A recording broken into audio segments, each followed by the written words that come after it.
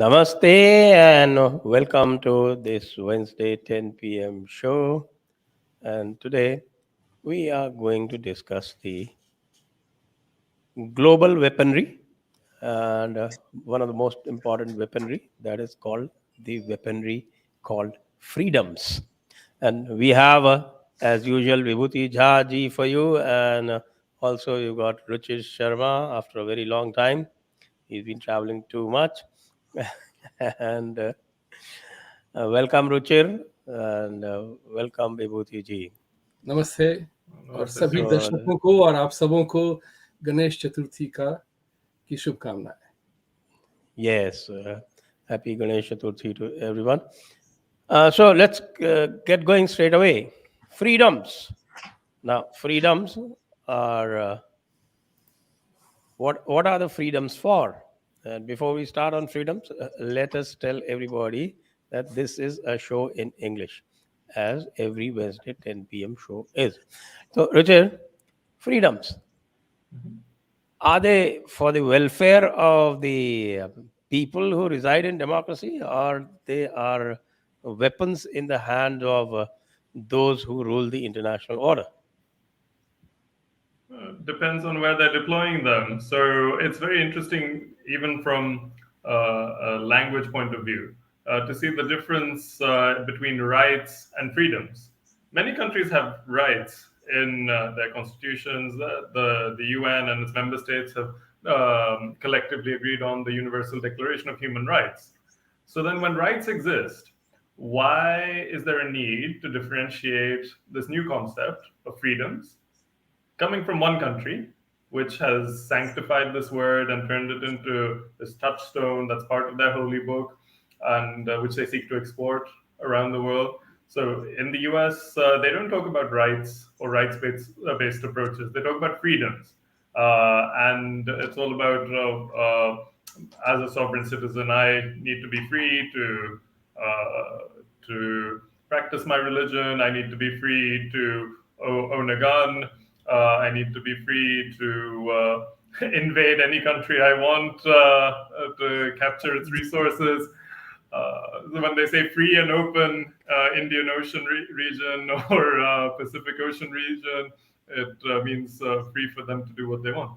So it's very interesting to see that this country appoints functionaries such as a Commission of International Religious Freedom.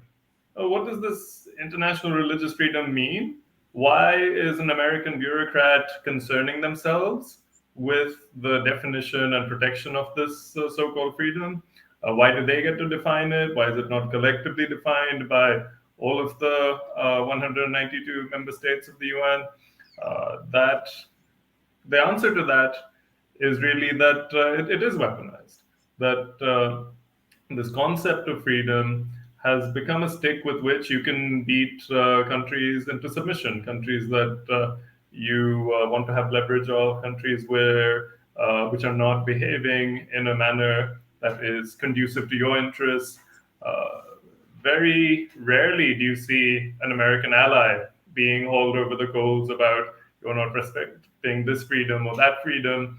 But then you see a certain pattern. Countries like Iran, countries like North Korea, countries like Russia, the official enemies of the US will get the most criticism.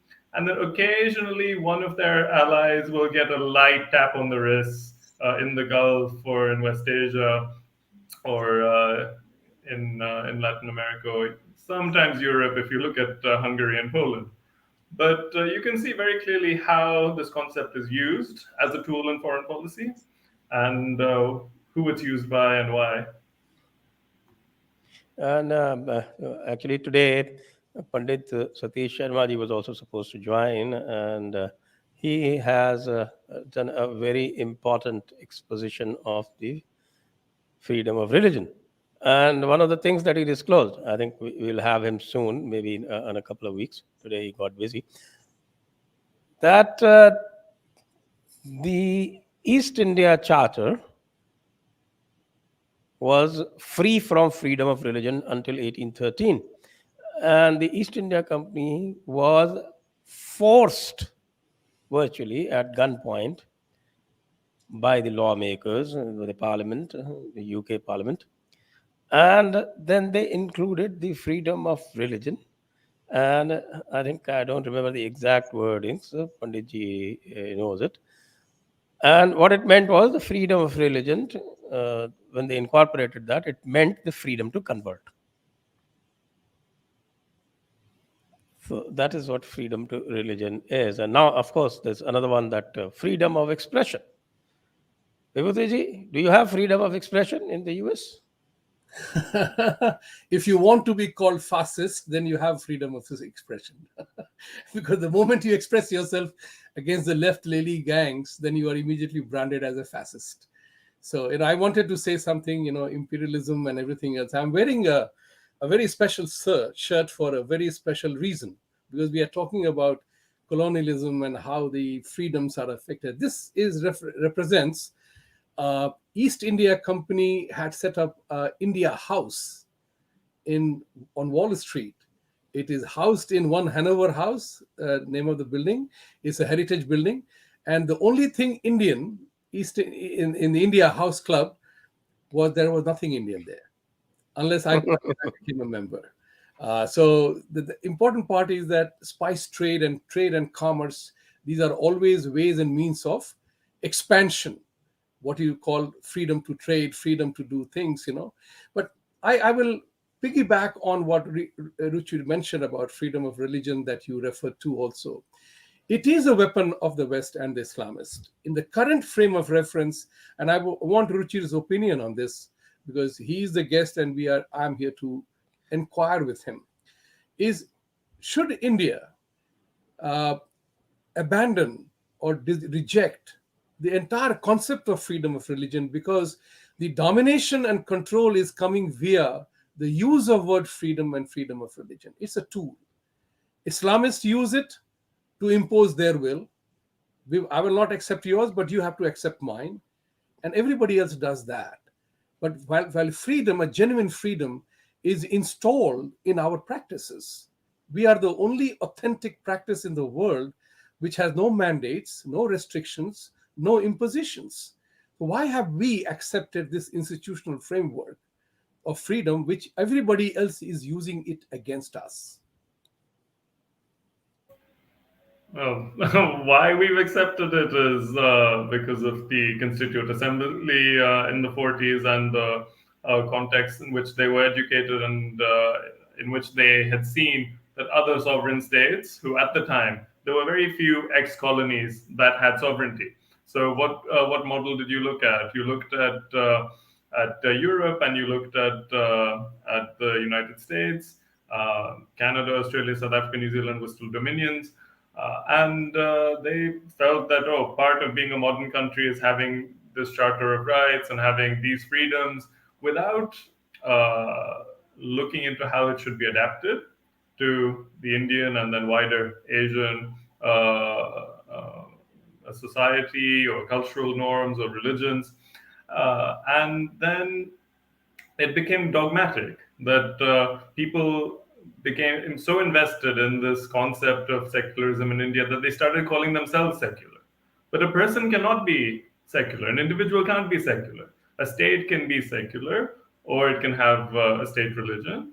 But an individual not only has no obligation to be secular or atheist if they live in a secular state, but also there is no way for a person to be secular. The word is extended beyond its intended and possible meaning when you describe someone as being secular. You could be a secularist, that you believe that the state and religious communities should be separated. And what's interesting is people misunderstand. They think that the separation of church and state, or the separation of religion and state, is to protect the state from religious influences. But when it was formed, and the way it's used in the West, which developed this concept, is also to protect the church from interference, from taxation, from influence, from the state.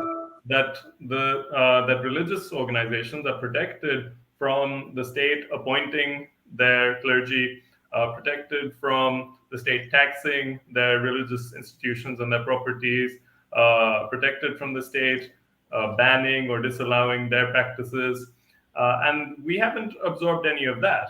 Our constitution and our laws passed in the post-independence period are all created and designed to suppress the expression of Native Indian faiths, especially through the patronage of the state. Even though the state, when it's convenient for it, is happy to nationalize, to take over temples and manage their funds and decide who wants to, who can be a priest, who can't be a priest, who should be a priest. And yet, whatever protections for freedom of religion that we have, that protect religious communities and faith groups from state intervention, are all espoused in the language of minority rights, that minority religions have the protection from the state, that the state can't tax them, that the state can't confiscate their property, that the state can't tell them what their practices are and should be, or are not and should not be, cannot interfere in their appointment of clergy. And in a normal country, these rights, these laws are religion neutral, that all recognized faith communities have the same protections and the same rights and the same freedoms. But in India, instead of doing that, instead of creating an equal and level playing field where each individual is considered equal regardless of their identity, and each religious community is considered equal in front of the law regardless of their identity, these rights are given out as a bribe to prevent recalcitrant communities from rioting or from a civil war. That's how it's seen. It's seen as a favor that they've done to them, that, oh, look, the normal operating procedure of the state is to suppress your religion, to suppress your clergy, to suppress and tax your worshippers and your donations. But because you've made a nuisance out of yourselves, you're exempt. And now we'll keep an arm's length from you because we know what happens if we step on that landmine. Now, this is very important because, a few days ago, I came across a news item that the entire Kerala state, led by Christian priests and led by many Christian clergies, were protesting against a very strategic port being built in that area. And they were preventing the port authorities to build and even transportation of the goods and services. So this particular thing, the freedom to do whatever they want to do, has become a weapon against a country like India that doesn't reflect their thoughts, their values in the way that it is being done. So this is definitely stymies India's growth and the development story. How do we contest that? Let me just add to that. Yes. I mean, that we are coming to, we have talked about freedom of expression, we've talked about freedom of religion. Now, the one that you're talking about is the freedom of assembly. Right. And we've seen how this freedom of assembly has been misused all over the world. And you can look at the Arab Spring, you can look at the Ukraine Maidan Revolution, and you can look at what happens in India, Shaheen Bagh, and such things. And they are cited as great examples of freedom of assembly. Yeah, Ruchir, I just added to what Vibhuti Ji was saying. Yes, sure. This is also a freedom that is often promoted by foreign powers. They really want you to have a nice open access, open source country because that gives them more tools to infiltrate with their money, with their influence, with their training, with their agents. You mentioned the Maidan protests in 2014 in Kiev and in Ukraine. where the U.S. ambassador and State Department officials were at the protest, giving cookies to them and sharing jokes with them, and behind the scenes giving them training on what to say, who should be their movement's leaders. This guy, Yats is our guy, or as Victoria Nuland, who recently visited India, was recorded saying, "Oh, we don't need to take our allies on board. Fuck the EU." They do enjoy having the ability to foment riots and unrest in countries where it's in their interest to do so, and the issue around the church and clergy members protesting in a political fashion against an infrastructure project is quite bizarre. If this happened in the metropole, in the colonial metropole, so in the countries where these freedoms were instituted, where separation of church and state is a core ideology and a core framework within their systems, they would not stand for this. It's not the place of the church and its clergy, its officials, to interfere and in politics and to make political statements or do political campaigning. In fact, at that point, their tax-free status and protection as a religion would be revoked. However, Indian policymakers, Indian legislators have not appeared to learn anything about how secularism or freedom of religion or separation of church and state were defined and are practiced where they were invented. And yet they worship it as this great gift of the West to us without understanding it, without applying it properly. I can name another incident. So about a week ago, there was a judgment from the Madras High Court, which said that in a secular country like India, being an atheist is a virtue and should be rewarded by the state. Now, there's no country in the world anymore that interprets secularism as state atheism. There's one very infamous example of that, and that's Albania under Anwar Hoxha. So Anwar Hoxha said that to him and to Albania, secularism meant state atheism, and he used a term that was very popular among Nehru circles and Nehruvians even today, to develop a scientific temper among the citizens of the country. And what did scientific temper mean? It meant to stamp out religion and replace it with modern rationality and science. And how did they do that? The state nationalized all mosques, all churches, all cathedrals, all monasteries, and turned them into sports clubs and youth centers and opened them up to the public. And they banned religious activities from taking place in it. So religions were stripped of their properties, they were stripped of their congregation places and rights, and the state actively encouraged and rewarded people moving out of the religious fold and publicly expressing their support for atheism or scientific temper, to use the euphemism that they preferred. Now, that is not the case in India according to the law, according to the constitution. But some legal eminences sitting in our courts with a Legal questionable nutcases. understanding. Legal nutcases.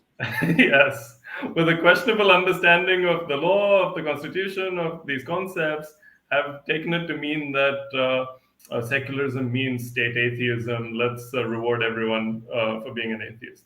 What it actually is in India is that secularism is used to reward people moving out of the Hindu fold and into an Abrahamic religion through various incentive structures that give you financial, social, educational benefits for moving out of the Hindu fold, which is a very bizarre phenomenon. If you had told someone in 1947 that 75 years later this would be the case, they would ask, oh, did we lose a civil war? to be living under minority rule, to be living under apartheid, because that's what it is. Another country that does this, but in reverse, is Malaysia. In Malaysia, they have a Bhumiputra system, as it's called, wherein people are actively rewarded for being not part of a minority, but part of the majority. Being a Muslim Malay by ethnicity, and you get privileged access. You get 85% of government jobs, 97% of loans and state support for housing. You get various financial, economic, social, educational incentives and opportunities if you profess the state religion of Islam and if you are from the majority ethnicity. And no one really has a problem with that. There's no country hauling Malaysia over the coals for this, because Malaysia stands by it. They are very proud of it and they're willing to defend it, because that is the basis of their state. In fact, the reason Singapore is independent of Malaysia, because it used to be a part of British Malaya and then part of the Federation of Malaysia, is that Singapore was expelled from Malaysia for refusing to implement and accept the Bhumiputra reservation policy, and have gone their own path. Okay, that's interesting. It's really interesting. And here we have anti-Bhumiputra policy. Exactly. So the state incentivizes conversions. It rewards you for converting from Hinduism to Islam or to Christianity. And this is done in a very insidious way. It's not done in a way that's talked about in the mainstream. It's not done in a way that's perceptible to the mass of Hindu society or Indian society, but it is happening. And it happens often in a way of crypto conversion. That there are many people who have kept their outward identities, their names, their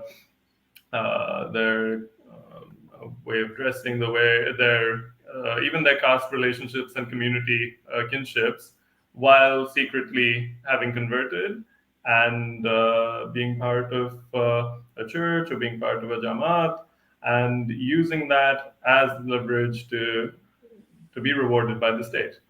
And that's something that is kept under the wraps until there's a tipping point demographically.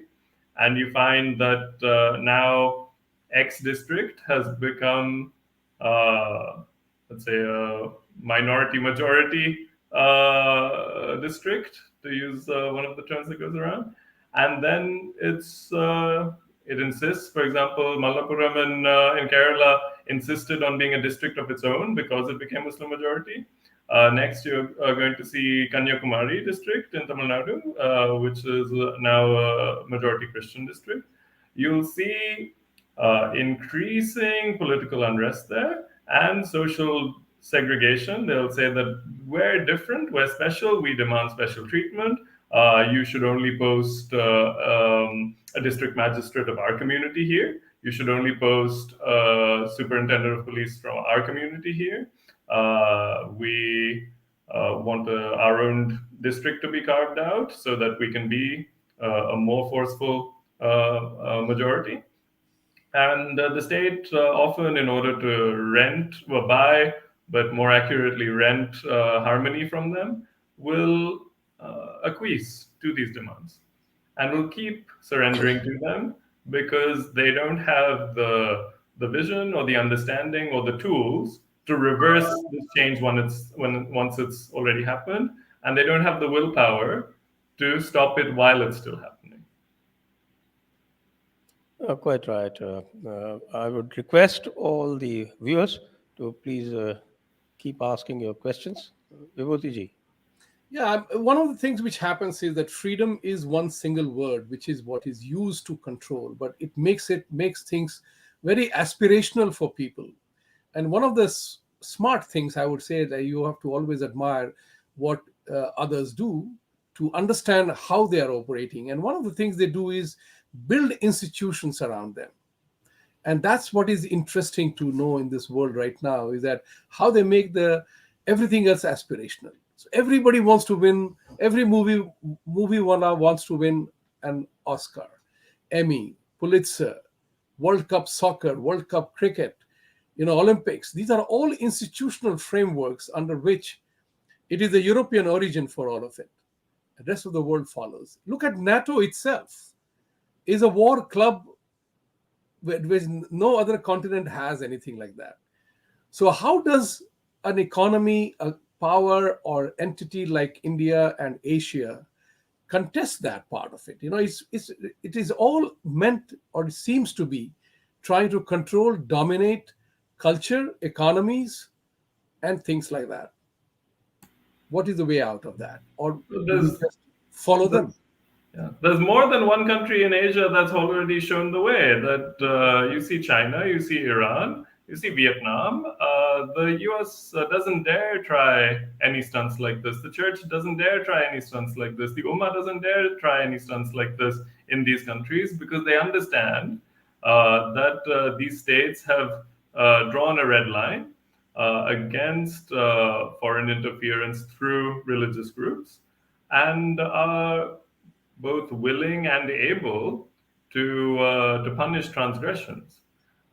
So it's important, if you value your culture, to value your heritage, you value your indigenous religions or ideologies, it is to close yourself off to the hegemony of these institutions.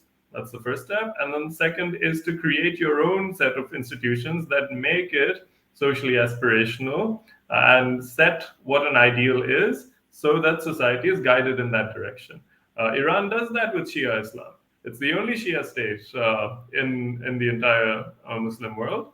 And it does not want Sunni influence. It does not want Saudi or Emirati or Qatari influence in their country, even though those countries have a lot of money and are more than willing to spend it. They don't want Turkish influence in their country either. And they definitely don't want Western influence. So they have set themselves an ideal of how Iran should be, how Shia Islam should be, and then they act upon it and defend it. China has its own, let's say, post-Maoist hybridization of Confucianism, that what they call socialism with Chinese characteristics is, in fact, a continuation of the old Confucian system of China as the Middle Kingdom, of there being an emperor, of there being an imperial bureaucracy. The imperial bureaucracy now is the CPC, the Communist Party of China, and its bureaucrats. But they draw the line at foreign influence. They only allow a limited number of foreign films into the country in order to protect their own audiences from, let's say, cultural hegemony, but also to create an enabling environment for their own cultural products to have access, to have privileged access to their market. Similarly, they don't allow foreign social media firms, so that Chinese data remains in Chinese hands and people stay on Chinese platforms. They don't have Facebook or Twitter or LinkedIn over there. They have their own alternatives that are in their languages, that are designed and made for the domestic market, which is big enough. It's 1.4 billion people. And India also has an equally sized market. And as people move up economically, they'll have more purchasing power. And we should be investing in our own digital sovereignty, in our own cultural sovereignty, and that's both defensive and offensive. So you cut yourselves off from the influence of these foreign institutions, churches, Ummah, Hollywood, Western NGOs, and then build your own and defend them and protect them. Yes, and one more, I think, even more pernicious freedom is free economy. The freedom of movement of economic goods. What about that?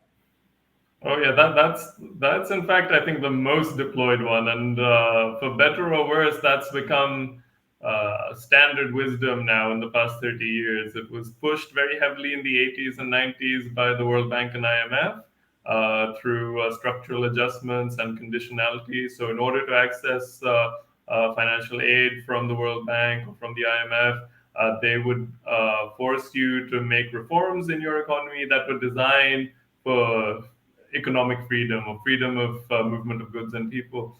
and freedom of movement of capital.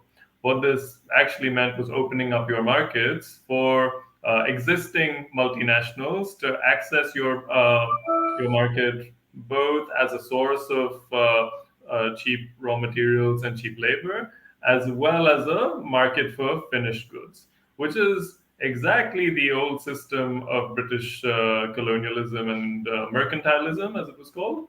But now it's ensconced in this layer of institutions that look neutral, or these think tanks, or special economic advisors like Jeffrey D. Sachs, who was sent to Poland and then to Russia in the 90s, and pushed for shock therapy, so overnight liberalization, privatization, globalization, which affected the economy very severely, to the extent that Russia's economy only reached the level it was in 1992 about 15, 16 years later in 2009 or 2010.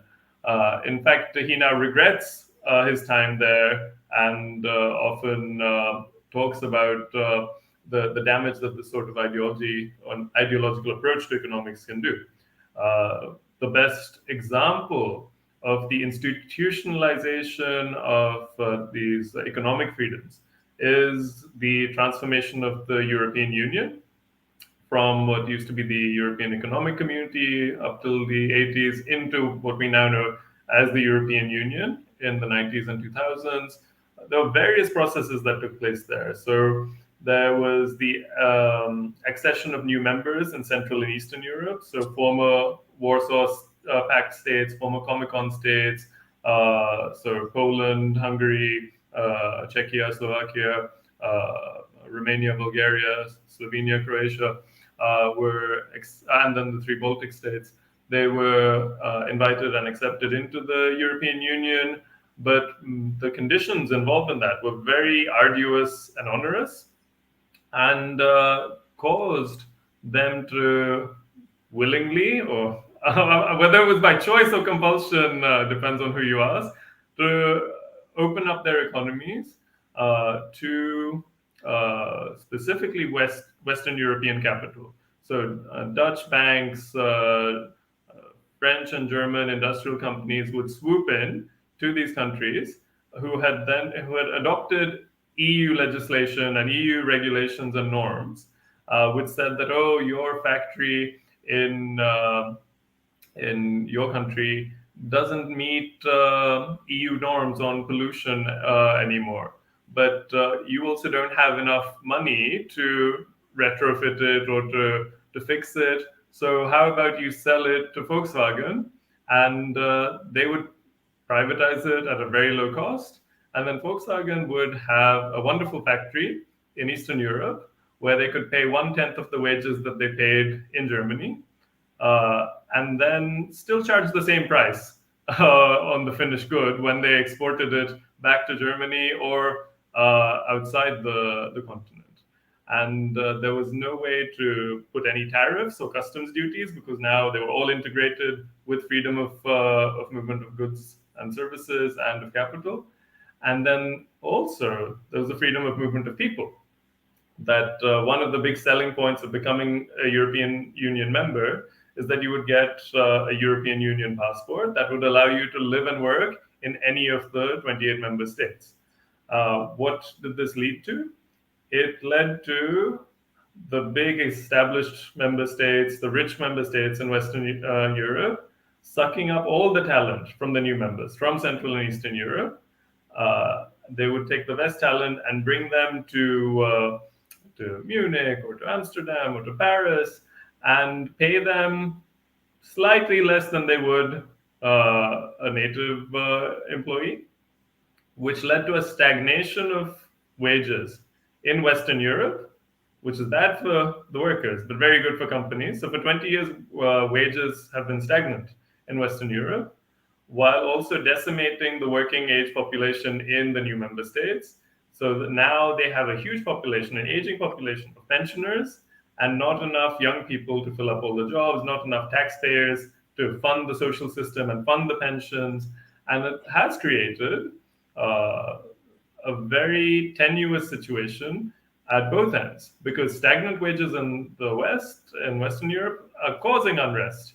And demographic collapse in the East is also an abyss from which no one has really found a successful solution, apart from the most basic and simple one, which is paying people to have more kids, or in Hungary's case, if you have 5 or more kids, then you're exempt from income tax. But well, you'll pay in other ways if you have more than 5 kids, I feel. So that's that's what this institutionalization of economic freedoms has done. And also, many of these countries have experienced a loss of sovereignty in which they can't handle their own currency anymore because they've given it up to join the euro. So they can't even refinance their economies. They can't devalue their currency. They are also bound by treaties and EU law to not run more than a 3% deficit in each annual budget. So they can't even spend their way out of their crisis. And that's what these economic freedoms do, that they've made them into dependencies. And that's what the established, powerful, hegemonic Western countries want. They want you to be dependent on them for everything, for labor, for capital, for end products, for consumerism. If I might just add to what you said, is that then, if you look at the colonial literature in the 18th and 19th century, they defended colonialism and colonization with great gusto, with the same logic of not only being uh, pursuing economic freedoms, but also being good Samaritans by being on a civilizational mission. Yes, they were particularly fond after a certain point. Once they had decided it was politically convenient to abolish slavery, they would then use that as the moral justification to acquire colonies. So the British would go and bomb indigenous states, for example, Dahomey, which is now Benin in West Africa, saying that, oh, this state trades in slaves. It's our moral obligation to bombard their capital, to bombard their ports. Or how did the Germans come to Tanzania and Rwanda and Burundi? These were German colonial possessions until the end of World War One.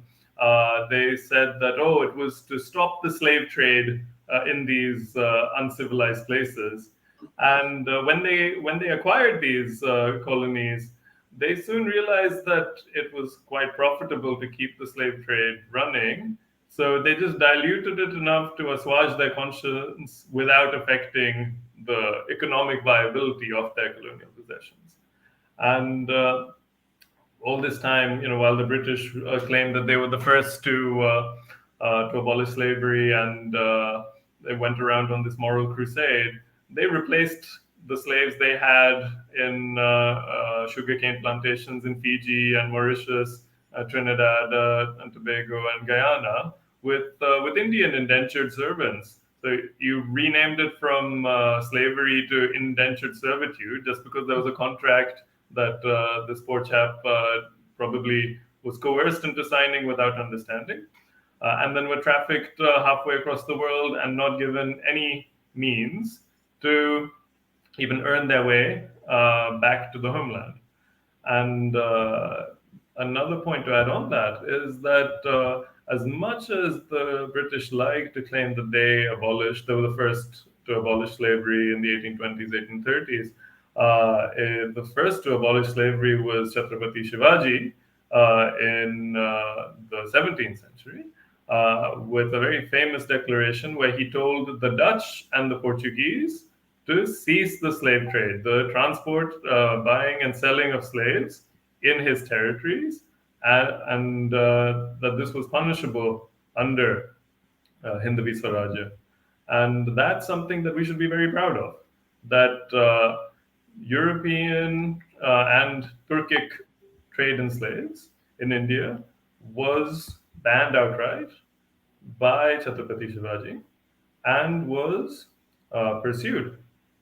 In the same way that 170 years later, the British and the Germans claimed that, oh, we are morally superior because we were the first to end slavery. Well, that's not true. And we inherit that moral superiority. And this is a moral high ground that we actually should claim instead of the Vishwaguru ones that we keep chasing in modern times. Yes, that Vishwaguru is. They don't even know the meaning of Guru when they say Vishwaguru. That's the whole problem. So, anything else, Vibhuti ji, before Yeah, we I go had, to the audience? Ruchir talked about capital, business, and labor movements and things like that, and that's important. Europe, somewhere along the line, ends up defining things for the rest of the world. Tell us something about this 4-day week in Europe. You live in Europe, so you can tell. How will the tax levels go up, tax collections go up, if people are earning less, working less number of days? That is straightaway distribution of wealth, and the government doesn't get money. Is that working in Europe? I wanted to know that. How, because they are now talking about in the US as well, to spread employment, the basic minimum income concept, which Barack Obama tried to bring about here, that we must be getting basic income, which is basically introducing lethargy in the system, in my opinion. Productivity. Narega by other means. So the point is here that I wanted to check with you is the 4-week working in Europe? Is it affecting the tax collections, thereby thus affecting the government's tax revenues and its ability to do things for free, as the saying goes? Well, that's a very interesting question. I don't think the 4-day work week has been institutionalized and implemented at a national level yet. There's been a few voluntary cases of companies in Sweden adopting it for factory workers. But as I understood, the idea is to reduce the number of working days, but not necessarily the outputs or the salaries. So you earn the same salary, you produce the same amount, and the gamble they're making is that if you have 4 days to do the work instead of 5, you'll be more productive during those 4 days and more efficient. And there'll be savings in other ways, that you only pay for 4 days of electricity at the factory. You only pay for 4 days worth of insurance for workplace accidents. So I think that is what has been piloted at a firm by firm level. And of course, there are movements for either a 30-day work week, 35-day work week in some countries, and a switch to a 4-day work week and a 3-day weekend, or you split the third day off in the middle in other countries. But it hasn't yet gotten enough traction for it to become official policy. It's more talked about. With universal basic income, according to scientific studies, it doesn't have a detrimental effect on people's willingness to work. In fact, it gives them at least the very basics they need to stabilize themselves, so that they're not economically anxious about, let's say, the basics of life, about paying their rent or feeding their families, and then gives them space to be more ambitious, more entrepreneurial, because then they have a slightly larger risk appetite. So then they are more likely to create their own business, or more likely to go into training, or go into acquire new certifications or degrees. That moves them up on the income ladder and allows them to have the opportunity to move up in their careers. So that, I feel, is more effective than the 4-day work week. But that also has not gotten traction, apart from a few pilot projects and some studies done around it. It would be interesting to see if any of the countries in Europe are willing to institute a universal basic income, but it would come at a cost. It would come at a cost of all other state support and subsidies ending. So then you would give up the existing social security system, you'd give up the existing free childcare or free education system, and all of that budgetary allowance would move to giving everyone 1,000 euros or 500 euros per month. So it will come at a cost. And the question is, do people prefer having a state where there's state provided education and healthcare, or do they prefer having cash in hand and that enabling them to pursue their own paths? My last inquiry with you would be of the day would be that, what goes around comes around. Is freedom going to boomerang? The way the freedom is being used will at some point in time boomerang on the West and those who are abusing it? And when it can happen, what must happen to do it? Well, it already has in many cases. That they were big champions of the Arab Spring. That the Arab Spring is an expression of freedom, and that these countries in the region need to respect the freedom of expression and freedom of assembly of the protesters. What often happened in these countries is that the protesters were much more religiously extremist than the existing governments, and when they achieved success in their goals, they often took their country in a more anti-American and more anti-European and more pro-Islamist tilt.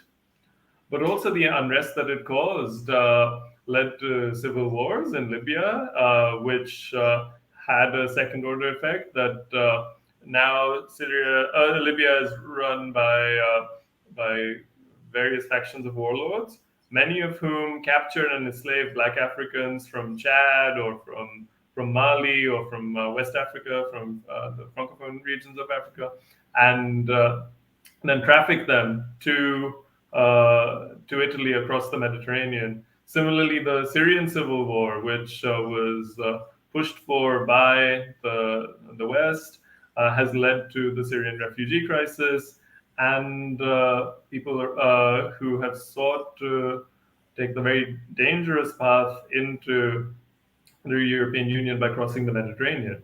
And you see thousands of people have died making that passage in the last 10 years. And the ones who do arrive do not find a welcoming environment. It has caused a lot of anxiety and social tensions in these countries, that even in those countries which were both socially and administratively receptive and friendly towards accepting refugees, and that was initially only Italy and Greece. With time, Germany and Sweden became more receptive.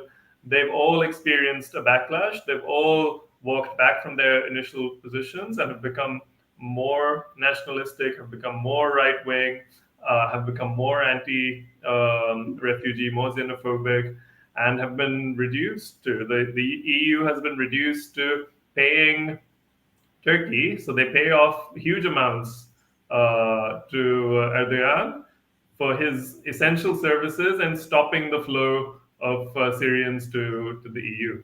Now, what this means is Turkey under Erdogan has has leverage over the EU. That at any point, if the EU embarks on a policy that is unacceptable to Turkish interests, all he can do is say, "Oh, I'm going to send more refugees your way. I've seen that you are not capable of absorbing even 1% of the refugees that Turkey can." So it's very easy for him to hold that gun to their head, because it is a shock to these very stable countries to experience something like that. And these are the medium-term effects that their promotion of the Arab Spring, their promotion of regime change in Libya and Syria have caused. We're not even sure yet what the long-term results are. We're seeing that develop now. So I think at an international level, it has already happened. But because the US has been immune to this, it hasn't resulted in a change of policy. They have very happily gone ahead with it because they knew that destabilizing the Middle East has no consequences for the US. Their vassals in Europe, in the EU, and in NATO are expendable, and as part of uh, their security guarantee, so they're protected by the US nuclear umbrella. For that, they have to demonstrate their loyalty and take economic hits. We're seeing that now very well with the Ukrainian crisis, that EU states, NATO member states are embarking on policies that are very detrimental to their economies and their societies, but they are compelled to follow their U.S. masters, and the U.S. is not experiencing a shortage of gas. It's not experiencing rising energy bills. It's Europe that is. So it's happening now, and whether it comes to North America and when it comes there is the next question. Right. Okay, so I think time to go to the questions, audience questions. Before that, the usual request, please subscribe to us, please share this video, like this video, and also do go to the description and click on the donation links. Okay, questions? Vasant Shetty, thank you, ji, dhanyawad. Nishant Chaudhary, are you calling Mr. Doal also to the JD meet which is coming up? It would be interesting to have him as a chief guest. Well, he is much above our pay grade, so we haven't even thought about it. Thank you for thinking so highly of us, but really, he is far too above our pay grade. Next. Dr. Chetan, world needs to learn from us. Example, in Maharashtra, CM is from Shiva Sena, and opposition leader is also from Shiva Sena. Well, uh, that's quite right. But the two Shiva Sena, the colors are different. Next, please. Vibhuti ji, you want to ask this question? ये तो सीधा आपके लिए address किया गया है Sanjay Okay, जी Sanjay प्रणाम ji, it is Pranam, it always a is pleasure always to a listen to pleasure you. to listen to your streams. Thank you, Abhi. Thank you. Oh, sorry, I had to go get a glass of water. What was the That's first all right. question? Yeah, nothing has been asked to you yet. Yeah. Okay. RP, they banned Andrew Tate, Trump, and killed Dugina. We can't even ban Rathi Ravish. Use power once for God's sake. Ruchir, please help SDG get Alexei on the show. Sure. So yes, I see that means Alexei Arora, our favorite dharmic Marxist, our favorite half Indian Dharmic Russian. Marxist. Yeah, I'm sure he will shake things up on the show. So yeah, it's true that the cultural power of the West, of the Anglosphere, is manifested through their digital platforms. That this is true soft power when they use these platforms and institutions as hard power. They decide who gets access and who doesn't.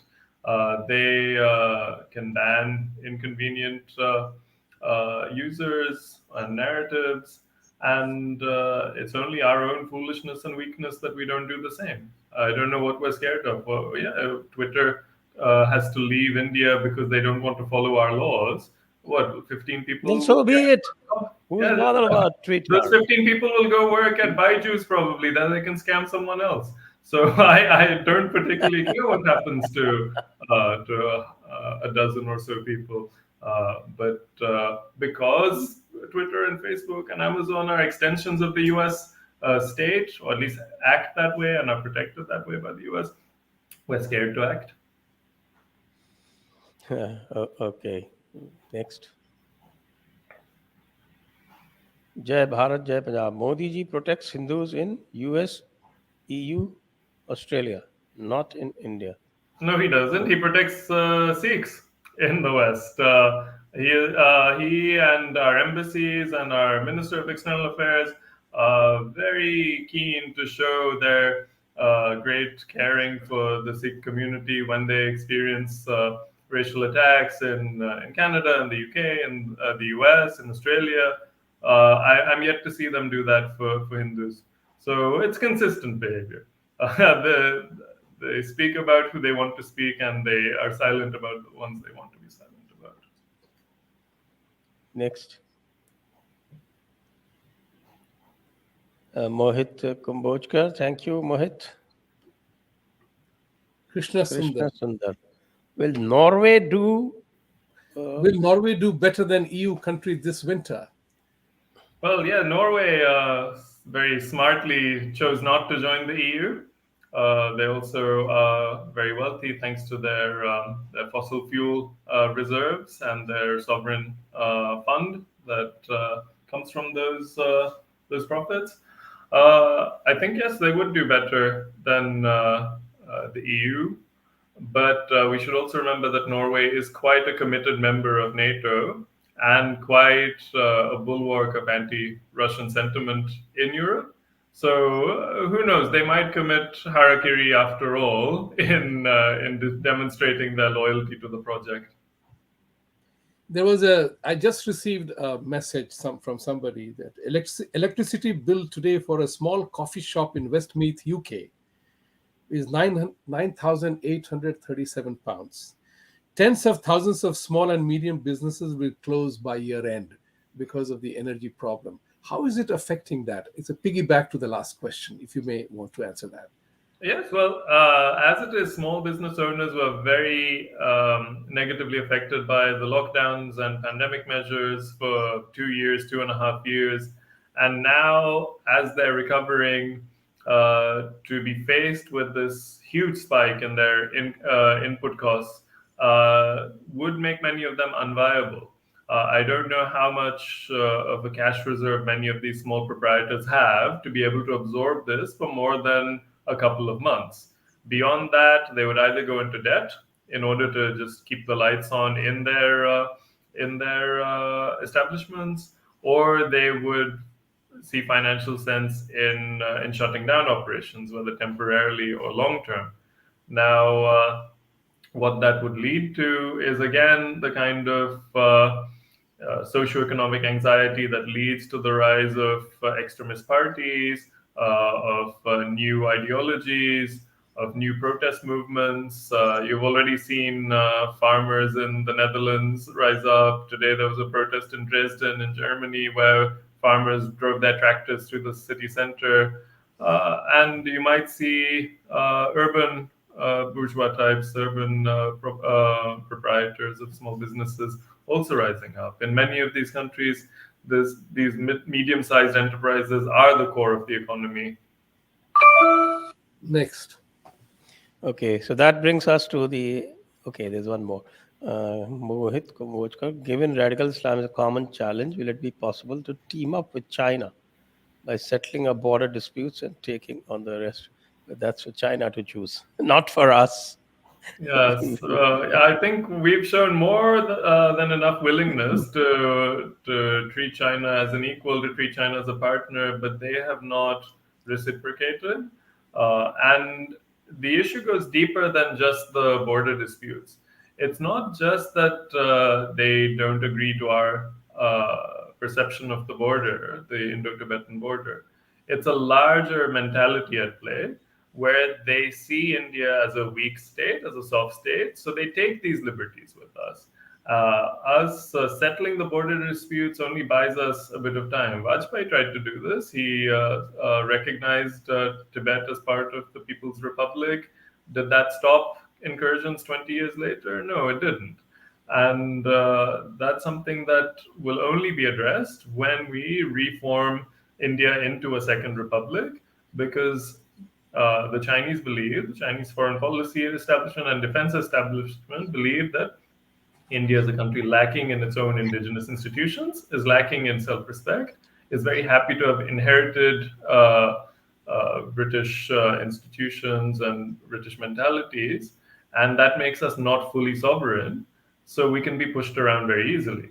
So we have to address this at its root cause, that once we respect ourselves, once we have self-respect, then we'll be worthy of the respect of others, rather than chasing their approval and validation through the Vishwaguru strategy.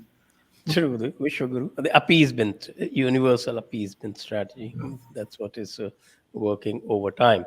And that brings us to the end of this show. And I have to thank all the viewers and also profusely thank Shri Vibhuti Jha and Ruchir.